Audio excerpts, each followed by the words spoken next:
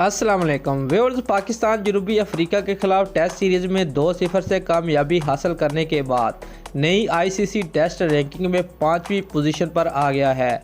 तफसीलात के मुताबिक पाकिस्तान 8 रेटिंग पॉइंट हासिल करने के बाद टॉप 5 में शामिल हो गया है। कौमी टीम ने 82 पॉइंट से 90 पॉइंट पर छलांग लगाई। पाकिस्तान अब जनूबी अफ्रीका 99 से 1 पॉइंट ऊपर है, जो सीरीज़ हारने के साथ ही टेस्ट रैंकिंग में 5वां मुकाम भी गंवा बैठी है। दोस्तों, न्यूजीलैंड आईसीसी टेस्ट रैंकिंग में पहली पोजीशन पर मौजूद है, जिसके बाद दूसरा नंबर भारत का आता है। ऑस्ट्रेलिया तीसरे नंबर पर मौजूद है, जबकि इंग्लैंड का चौथा नंबर आता है।